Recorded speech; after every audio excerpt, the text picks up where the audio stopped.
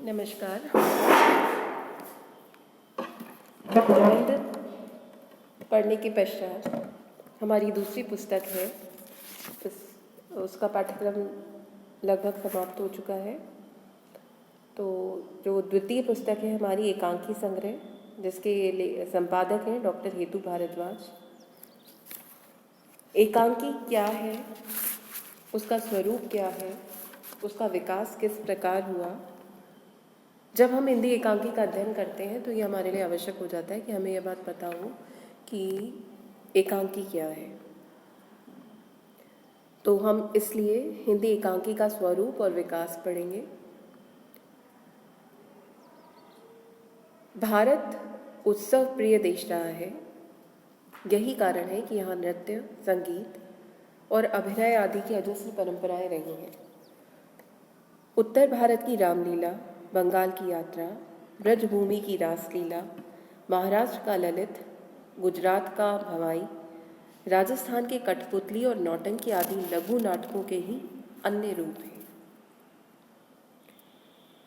काव्येषु नाटकम रम्यम कहकर न केवल नाटकों के महत्व को ही रेखांकित किया गया है, वरन नाटक को साहित्य की केंद्रीय विधा के रूप में भी स्वीकृति प्रदान की गई है। नाटक पंचम वेद हैं और साहित्य की श्रेष्ठतम विधा है। यह सच है कि संस्कृत साहित्य में रंगमंच, अभिनय तथा रूपकों के भेदों की प्रशस्त परंपराएं मौजूद हैं और यही वजह रही कि पर्याप्त समालोचक व विद्वान हिंदी एकांकी के जनक के रूप में संस्कृत साहित्य के 10 रूपकों के अंतर्गत उल्लिखित व्यायोग, अंक, वीथी, माण और प्रहसन, जो सब एक अंक वाले रूपक ही हैं, आदि को ही स्वीकार करते हैं। लेकिन वस्तुस्थिति यह है कि आज का एकांकी आधुनिक युग के मनुष्य की व्यस्तताओं में से कुछ समय मनोरंजन के लिए खोजने का ही प्रतिफल है। वह अपने रूप व शिल्प में अंग्रेजी के 1 एक्ट प्ले के समतुल्य है।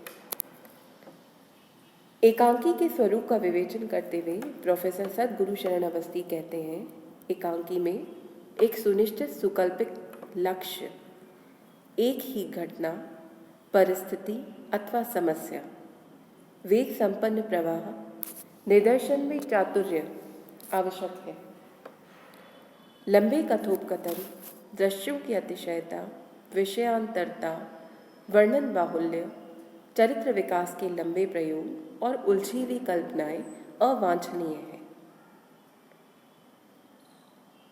एकांकी को कहानी के ही समतुल्य माना जा सकता है कि कहानी में जिस प्रकार एक ही घटना, पात्रों की संख्या कम, चरित्रों का विकास बहुत ज़्यादा ना होता है, परिस्थिति और एक ही समस्या जिसमें केंद्रित होती है, वेग होता है, कथा में प्रवाह होता है, तो इस प्रकार का ही प्रतिफलन लगभग एकांकी में होता है। इसमें भी लंबे कथोपकथन, लंबे लंबे संवाद, दृश्यों की अतिशयता, बहुत समय तक किसी एक दृश्य को खींचा जाना, बढ़ा चढ़ाकर वर्णन करना, विषयों का अलग अलग होते जाना, किसी विषय का वर्णन बहुत अधिक करना, चरित्रों के विकास धीरे धीमी गति से होना और विविध क्षेत्रों में उलझी हुई कल्पनाएं अवांछनीय है। ख्यातिलब्ध साहित्यकार उपेंद्र नाथ अश्क एकांकी के लिए 3 बातें अनिवार्य मानते हैं। पहला आकार व समय की लघुता, दूसरा अभिनयशीलता, तीसरा रंग संकेतों की स्पष्टता। एकांकी में मुख्यतः जीवन की कोई घटना या मुख्य संवेदना ही व्यक्त होनी चाहिए। जब हम एकांकी के स्वरूप की बात करते हैं तो हमें ये ज्ञात हो जाता है कि इसमें जीवन की कोई एक घटना या एक भाव या कोई एक संवेदना ही अभिव्यक्त होनी चाहिए। साथ ही उसमें अभिव्यक्त घटनाओं का चुनाव दैनिक जीवन से किया जाना चाहिए। घटनाएं व्यावहारिक जीवन से, दैनिक जीवन से जुड़ी हुई होनी चाहिए।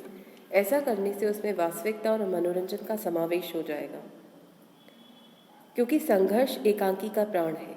अतः 2 विरोधी पात्रों या वर्गों में भाव संघर्ष का चित्रण भी आवश्यक है। एकांकी के कथोपकथनों में कौतूहल, जिज्ञासा, गति की तीव्रता और इन सब की परिणति चरम सीमा में होना अनिवार्य है। पहली चीज़ है घटना या संवेदना एक ही होनी चाहिए। घटनाएं समसामयिक दैनिक जीवन से जुड़ी हुई होनी चाहिए। ऐसा करने से उनमें वास्तविकता और मनोरंजन दोनों का समावेश होगा। विरोधी पात्रों के संघर्ष की स्थिति भी आवश्यक है। दूसरी चीज़ है एकांकी में कथोपकथनों में कौतूहल, जिज्ञासा, गति की तीव्रता और इन सब की परिणति चरम सीमा में होना अनिवार्य है। चित्रण यथार्थ पर आधारित हो, लेकिन आदर्श की ओर संकेत परमावश्यक है। आदर्श वही स्थिति है जो हमें श्रेष्ठ तत्व की ओर बढ़ाता है, जो हमें श्रेष्ठ बनने को प्रेरित करता है। तो केवल यथार्थ इस रूप में चित्रित ना हो कि उसमें किसी प्रकार की कोई प्रेरणा ना हो, बल्कि उसमें आदर्श का भी समावेश होना चाहिए। डॉक्टर राम कुमार वर्मा की मान्यता है कि एकांकी में स्वाभाविकता और जीवन से निकटता बरकरार रखने के लिए संकलन त्रय पर विशेष रूप से बल देना चाहिए। आकार की लघुता, समय की लघुता, अभिनयशीलता और रंग संकेतों की स्पष्टता। एकांकी के तत्व। हम एकांकी के तत्वों पर विचार करते हैं। एकांकी के